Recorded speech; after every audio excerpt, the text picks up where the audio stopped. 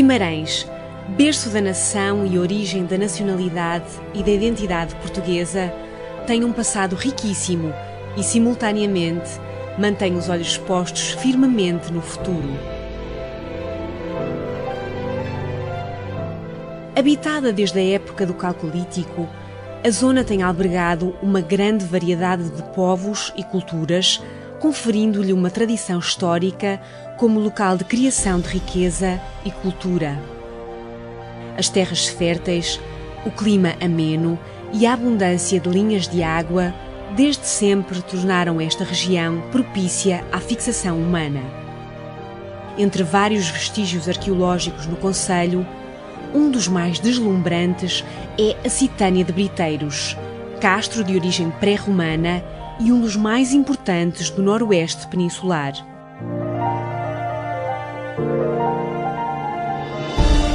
Localizada perto da Citânia de Briteiros, encontramos a estância termal de Caldas das Taipas, que teve o seu primeiro período áureo durante o Império Romano de Trajano Augusto.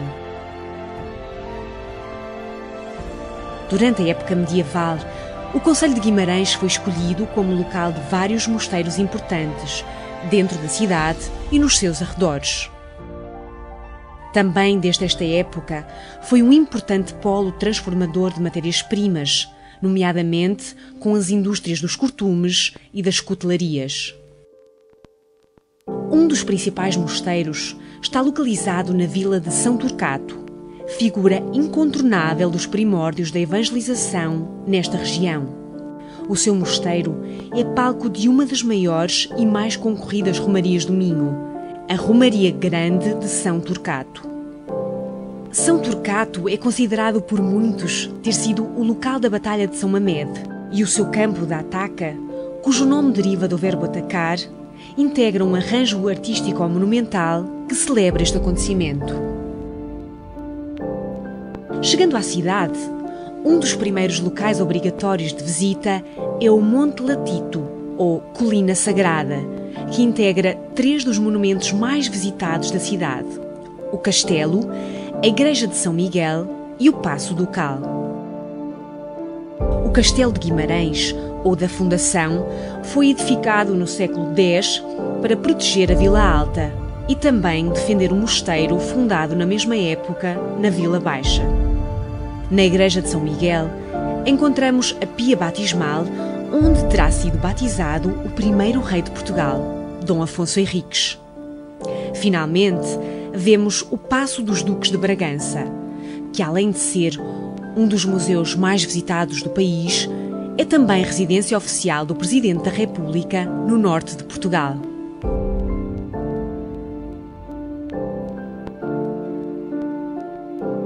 Descendo da Colina Sagrada para o centro histórico, pela Rua de Santa Maria, a mais medieval das ruas da cidade, que antigamente ligou o mosteiro com o castelo, encontramos um conjunto belíssimo de edifícios medievais, onde o traçado das ruas estreitas preserva a aura da vila medieval. A autenticidade da reabilitação física e a manutenção da população residente foram elementos fundamentais para a classificação do centro histórico como Património Cultural da Humanidade pela Unesco em 2001.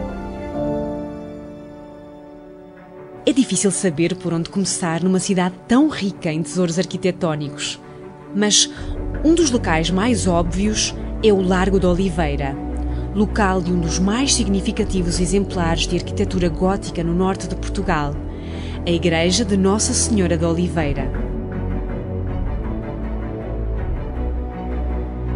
O local ocupado pela igreja e pelo Museu Alberto Sampaio originalmente albergou o mosteiro fundado pela Condessa Momadona Dias, no século X, que posteriormente foi transformado na Colegiada Real de Santa Maria de Guimarães, uma das mais importantes e ricas instituições religiosas do país na Baixa Idade Média.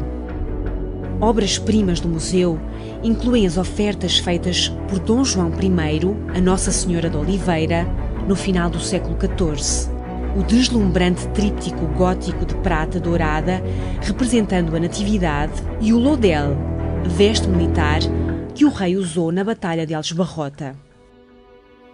O Largo da Oliveira e a Praça de São Tiago, repletos de esplanadas, são dois dos lugares mais emblemáticos da cidade, reveladores de todo o esplendor de Guimarães medieval.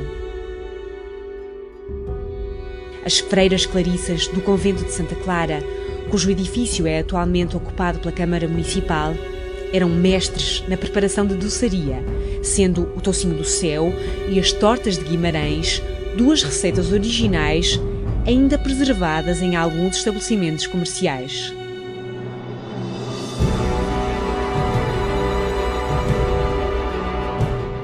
Nos séculos XV e XVI, as ordens religiosas começaram a instalar-se fora das muralhas da cidade. Um exemplo é a Igreja e Convento de São Domingos, cujo local é parcialmente ocupado pela Sociedade Martins Sarmento, um museu de arqueologia profundamente ligado à Citânia de Briteiros e a investigações arqueológicas. A Igreja de São Francisco fez originalmente parte do Convento de São Francisco, o primeiro convento franciscano instalado em Portugal no século XIII.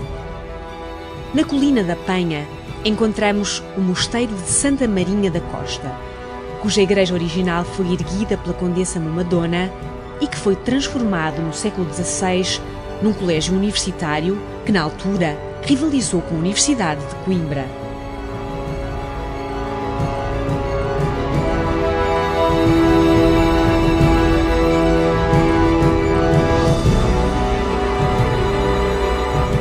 O Monte da Penha, incorporando o santuário e o teleférico, alberga um conjunto de serviços e atrativos turísticos, oferecendo ainda vistas espetaculares sobre a cidade, revelando, nos dias mais limpos, um vasto horizonte que se estende ao longo do rio Ave até ao Oceano Atlântico.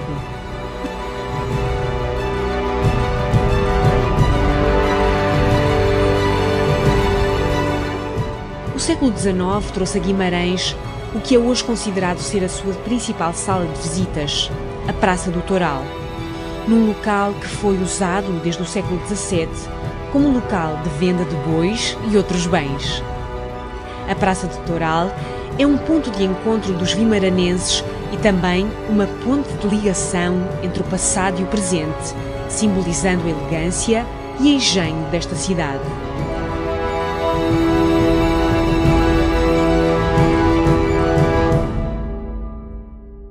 Dentro da cidade, uma das principais zonas de produção industrial foi a zona de Couros, atravessada pelo rio Couros, onde podemos ver ainda hoje os antigos tanques de limpeza e tratamento das peles. Esta zona tem beneficiado de uma profunda intervenção nos últimos anos, com a recuperação de antigas unidades industriais para a instalação de equipamentos como o Centro de Formação Pós-Graduada, o Centro de Ciência Viva e, em parceria com a Universidade do Minho, o Instituto de Design. O principal polo da Universidade do Minho na cidade é o campus de Azurém, que catalisa a produção de conhecimento na zona e o lançamento de novas iniciativas empresariais. O Centro Cultural de La Flor, concluído em 2005, tem sido um polo importante da produção e promoção de iniciativas culturais, com uma programação regular de exposições, concertos e espetáculos. A Organização de Guimarães, Capital Europeia da Cultura 2012, aumentou exponencialmente a capacidade criativa e de produção artística da cidade, traduzindo-se na captação de novos públicos e na apresentação de novas iniciativas culturais. As novas infraestruturas criadas incluem, entre outros, a Plataforma das Artes e da Criatividade, que transformou o antigo mercado municipal num espaço multifuncional dedicado a atividades artísticas, culturais e oficinas de projetos ligados às artes e às indústrias criativas.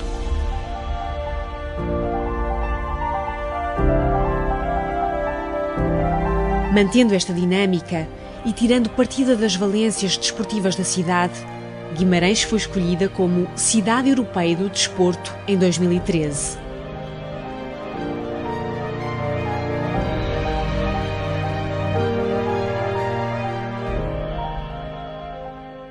Com todos estes atrativos, a cidade de Guimarães e o seu centro histórico em particular são visitados por centenas de milhares de pessoas a cada ano. Guimarães não é só um local de ver e fotografar. É, sobretudo, um local que deve ser sentido, partilhando a vivência diária de uma cidade elegante e com um charme único. Quem visita Guimarães parte sempre com fortes laços de amizade e uma grande vontade de voltar.